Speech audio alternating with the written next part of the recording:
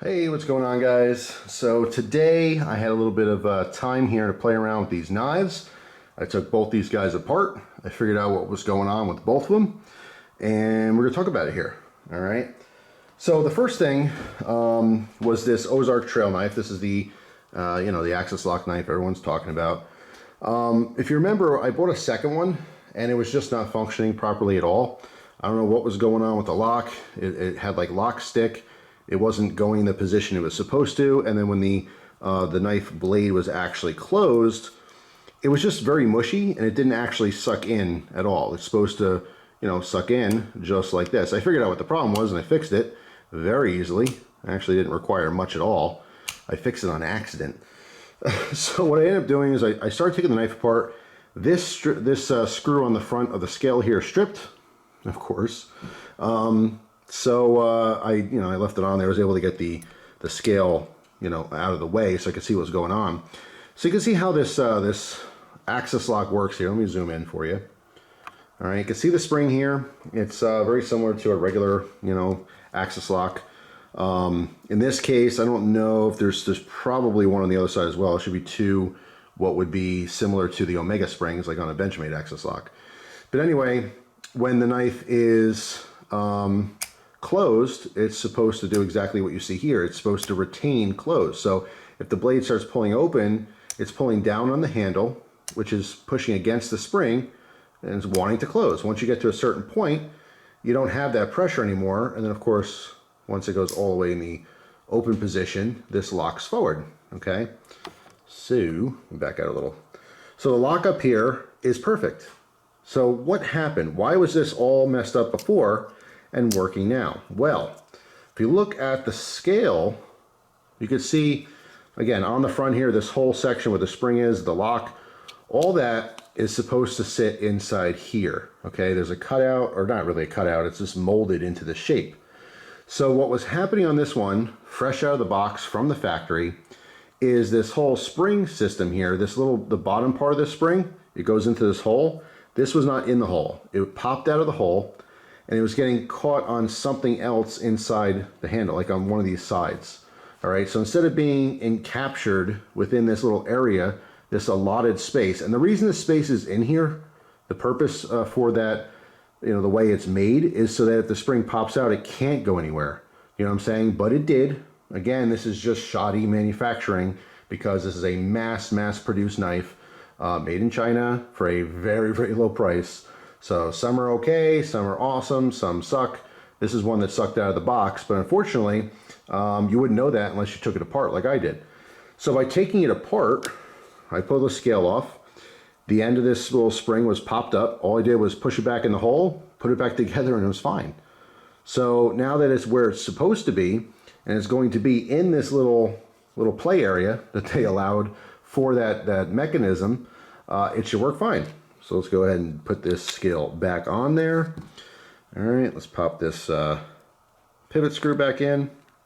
I may or may not speed up this footage here. All right, so about 2 minutes later, just snugging up these body screws here and the pivot screw. Let's give this a little test run. Do a slow open. All right, see that drop shut? It does drop shut, and it retains like it was supposed to. All right, flick it open, flick it shut, flick it open, flick it shut, flick it open. Let's test. All right, so there's still blade play side to side, which means we need to, is this the one I had? We need to tighten up this pivot. Let me do that. It's a little tricky because, like I said, this spins on the back. Unlike a more expensive knife, where it would not allow that to spin, you have to kind of fight that a little bit. All right, let's try that. Oh, that's way better. Way better. Now, is it still going to be smooth? Yeah. All right, flick it open, flick it shut. Yeah, let's try just the axis lock.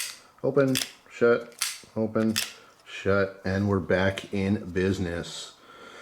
So yeah, that's pretty much it. I scuffed the scale here on the bottom a little bit, and one of the screws are stripped, but it's working a heck of a lot better than it did before. All right, so I'm very happy with that fix. It wasn't really even a fix. All I did was loosen the scale, put the spring back in the hole where it was supposed to be, and put it back together. All right, so if you happen to get one that did that, so the bottom, it just would not function properly, it was all acting weird, perhaps that's your problem. Like I said, the issue with these mass-produced knives like this that are super, super cheap, sub $6, you're going to get very wide range of quality, okay? So there's a huge lack of quality control. Some are going to be awesome, some are going to really just be bad. So that's it for this one. I'm glad that was a simple solution. Now, for the Cobalt knife, all right, people were asking questions after I showed my video on this particular knife. I mentioned there was a flipper and it was spring assisted. So people are asking, well, what happens if you take out the spring, or can you take out the spring? I was able to take out the spring. So here it is. This is what allows this knife to be assisted. It works very much like a torsion bar in a Kershaw. But the problem, even though there's great lockup, all right, awesome lockup, the problem is when you close this knife, there's no retention of that blade anymore. It does not retain. So if you look into the inside the knife here, let me give you a shot of this. You see this little cutout behind the blade? Okay, that interacts with the bar on top. So you can see it's pushing the bar out of the way, and then it allows it to settle in its little spot there. That's what locks this up. However, when you close this knife, it does not make contact at all.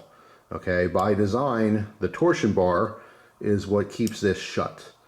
All right, so it will open and lock great, but it will not retain. It will not stay closed, which makes this dangerous to keep in the pocket because the blade is just gonna, fall out. All right, so I mean, I definitely would not recommend taking the bar out, unfortunately.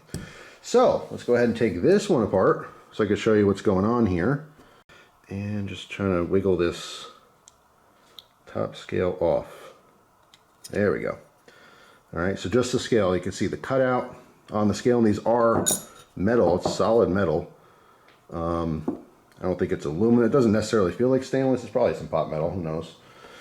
But anyway, here's where the torsion bar goes. So what's happening on the underside is this little cutout here is where the edge catches the spring. So as the blade moves down, it's pushing, in other words, this is where it actually kind of locks in, is this cutout.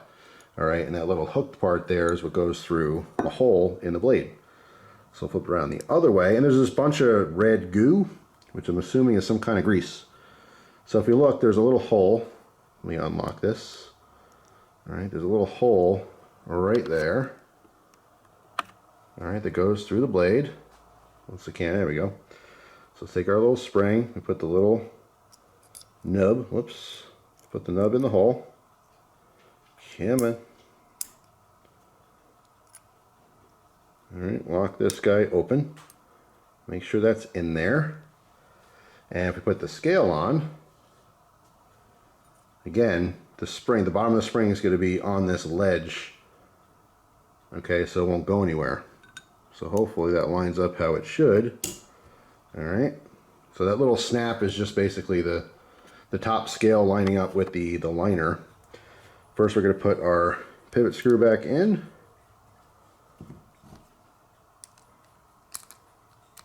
All right, carefully. Whoop. I think this thing's magnetic. Okay, there we go, lined up. So I put our pivot screw back in. I'm not going to tighten it crazy tight. Then we're going to put our two body screws back in. All right. We'll tighten that up. And then we'll give it a little quick test to make sure it's going to be functioning again. So there's one. There's the other. I'm pinching this together the entire time to make sure it doesn't go loose on me. All right, because I don't want that spring popping out of position. All right, so that's all tight. Let's give this a little go. As I'm pushing close, I could feel the resistance. All right, so remember, as that little, the piece that goes inside the blade, as this is rotating down, you feel resistance because you're squeezing that spring together. All right, squeezing it together, once you get to a certain part, it locks in the handle. All right, but all that pressure is built up there. It wants the spring open. When you push this flipper and you push the blade out just a little bit, it allows it to do that. The spring releases its pressure into that open lock position. All right, so this one's good to go. It feels exactly like it did when it was new. Pops out good. All right, no blade play at all. Locks up like a bank vault. When you release this, the axis lock, obviously you're moving the bar out of the way so the blade could you know, fold in, and that's it. Now the one thing with this knife, I really do like this knife, but because it's smooth metal, if you've noticed, sometimes when I go to unlock this, I'm slipping, you know what I'm saying? Because the pocket clip's slick, the actual scale is slick, it's hard to get a grip on it. And then when you pull both of the, you know, tabs down on either side, you have to kind of, you know, if you're gonna do this one-handed, knock that blade off center so you can release this part of it and then actually close it. So opening one hand's fine, obviously, but closing one hand could be a little bit tricky. All right, you have to kind of get used to that, where again, you're pulling the bars down, then you're releasing the backside so you can use your pointer finger to move it.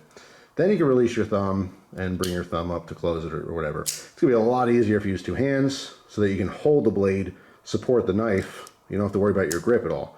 You know what I'm saying? So if you're using with two hands, you pop it open, you make your cut, whatever you have to do, come in, hold the blade, then you can manipulate that bar, get your fingers out of the way and close it. But like I said, it's still doable one-handed. It's just a little bit more annoying. I would much prefer a manual, all right, axis lock like on this. All right, so once you pull it, not only is it a little easier to pull on this particular knife than the other one, but you never have to actually, you know, touch the blade at all. That thumb stud, you can flick it open, flick it shut. Whereas this one, opening is easy, of course, but closing a little harder. So there you go.